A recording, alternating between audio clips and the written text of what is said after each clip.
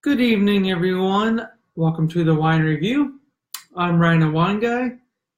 Uh, been a little bit since I've done a review.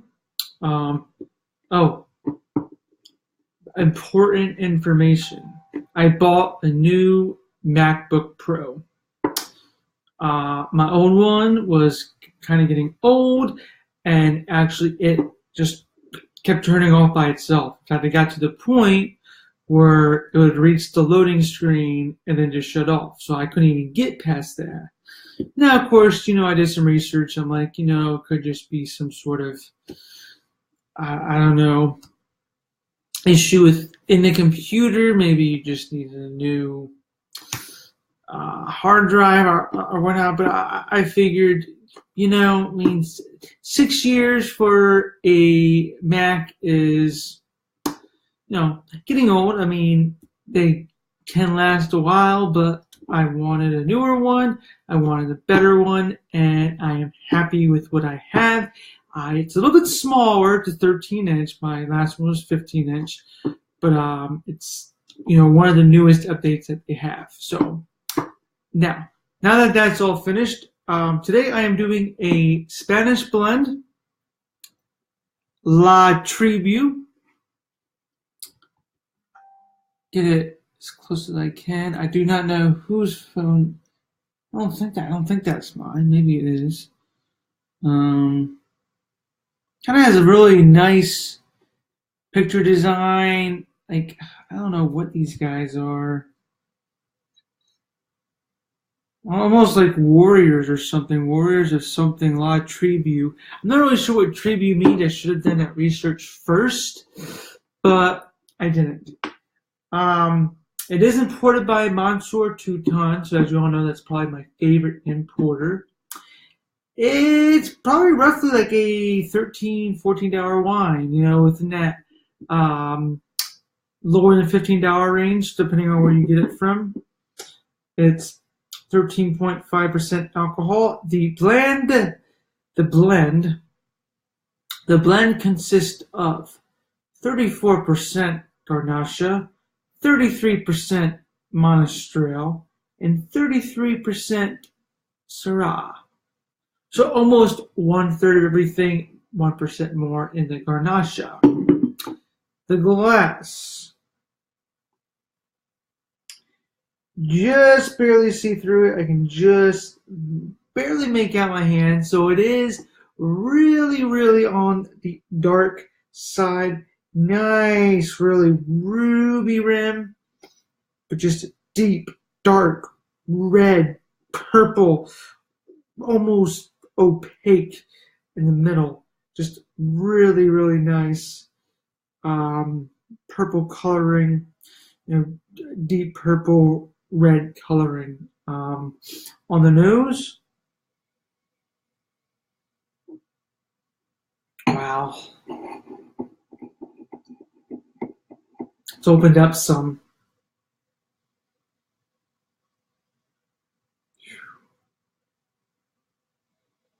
Definitely get some mixture of berries, plum, some dark cherry, some cranberry,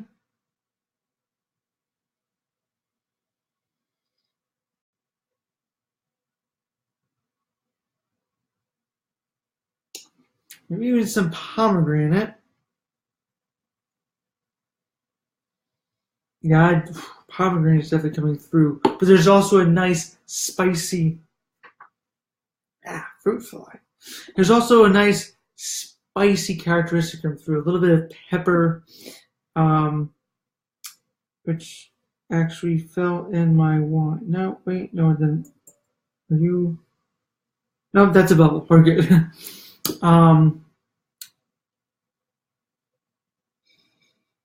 Nice smoky characteristics. Nice spicy characteristics coming through. A little bit of that heat, as I like to say. I don't really know how else to describe it, but it just gives you this, like, you just can pick up right off the smell that it has this, like, really heat sensation, a spicy sensation, which, from the Syrah in there. Then, from the Garnacha, it has that fruit flavor as well as the Monastrell.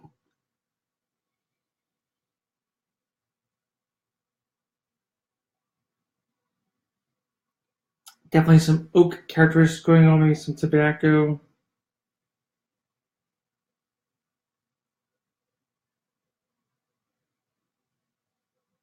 I just cannot get over this just nice spicy smell that I'm getting. It's really phenomenal. And then, as I mentioned, though, those fruits are still in there. That dark cherry, that plum, that pomegranate, a little bit of cranberry.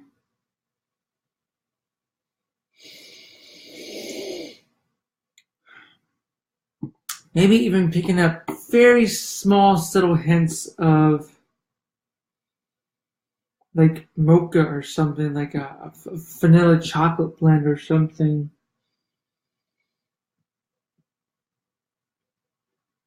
All right, let's try it.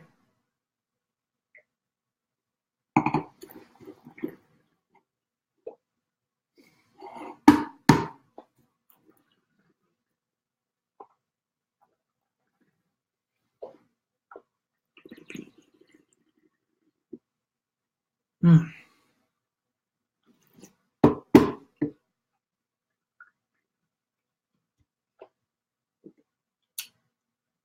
Wow. Just even before you even swallow, you are getting really the true fruit characteristics in here.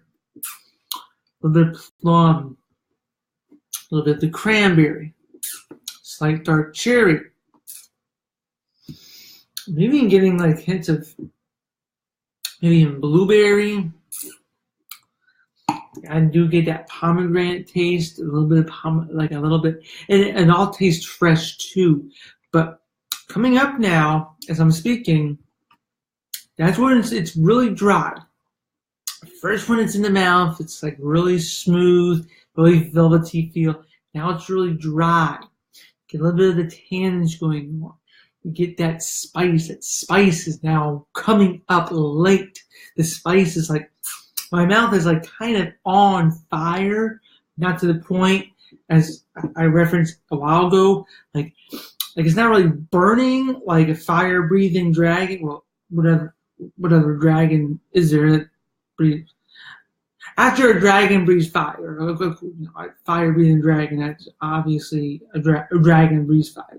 So after a dragon breathes fire, as I mentioned in one of my last videos, I imagine, like I said, how it feels for the dragon. That it will just be this big burn on the tip of his tongue. There really is no burn here, but you definitely get in the back those little spicy nuances, those spicy characteristics.